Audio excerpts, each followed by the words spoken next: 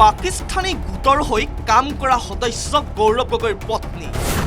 rising আসামৰ মঞ্চত গৌৰৱ গগৈৰ পত্নীক লৈ পুনৰ দাবী মুখ্যমন্ত্ৰীৰ আকৌ এবাৰ ৰিপিট কৰিছো she is a part of Pakistani cartel শীঘ্ৰে দিব গৌৰৱ গগৈৰ পাকিস্তান সংযোগৰ চাৰ্জশ্বীট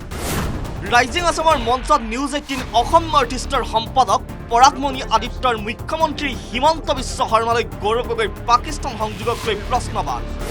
কেতিয়া দিব গৌৰৱ গগৈৰ বিৰুদ্ধে উত্থাপিত অভিযোগৰ চাৰ্জশ্বীট গৌৰৱ গগৈ চাৰ্জশ্বীট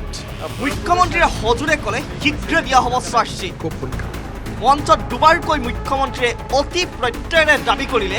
গৌৰৱ গগৈৰ পত্নী পাকিস্তানী গোটৰ হৈ কাম কৰা সদস্য আকৌ এবাৰ ৰিপিট কৰিছো she is a part of Pakistani cartel এই কথা মই কৈ অহাৰ বাবে এটা মানহানি গোচৰো কিয় দিয়া নাই তেওঁতো ডিফামেশ্যন কেছ এটা মোৰ পৰা মিছা কৈছো যদি মানহানি গোচৰ দিয়ক বুলি প্ৰত্যাহ্বান মুখ্যমন্ত্ৰীৰ আজিও মই কৈ আছো মোৰ ওপৰত কেছ এটা কৰিলে কৰক she is a part of Pakistani curtailed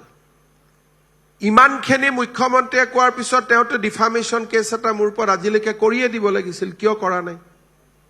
আকৌ এবাৰ ৰিপিট কৰিছো she is a part of Pakistani curtailed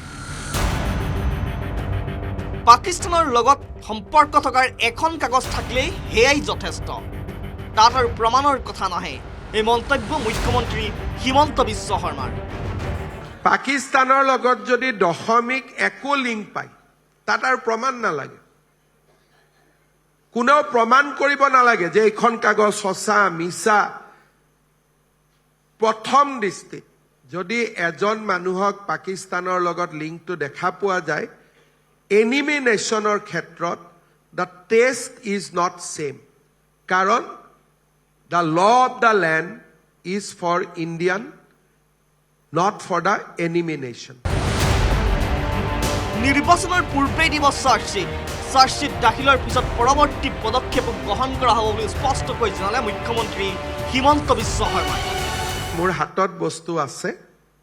যিখিনি থাকিব লাগে আৰু বস্তু যোগাৰ কৰিব লাগিব কেন্দ্ৰীয় চৰকাৰে তদন্ত কৰাৰ প্ৰয়োজনীয়তা আছে কোনোবা এটা দিনত ৰাতিপুৱা আপোনাক খবৰ দিম আপুনি আহিব উপদলপতি বিৰোধী তেওঁৰ পত্নী যদি পাকিস্তানৰ এজেণ্ট হয় মই যদি শব্দটো কৈছো তাত মইতো হয় বুলিয়ে কৈ আছো মই কৈছো পাৰ্ট অফ দ্য কাৰ্টেল সাৰ্বভৌমত্ব বা সাংসদীয় ব্যৱস্থা সেইকাৰণে বিষয়টো অসমৰ ইলেকশ্যনৰ লগত জড়িত নহয় মইতো ভাল পালোহেঁতেন যাতে ইলেকশ্যনৰ পিছত যদি দিব পাৰো যাতে মানুহে নাভাবে যে এইটোক লৈ হিমন্ত বিশ্ব শৰ্মাই ভোট পাব খুজিছে কিন্তু যিহেতু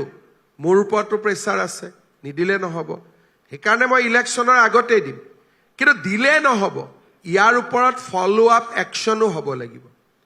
ফলো আপ একশ্যন আমি ইলেকশ্যনৰ পিছত কৰিম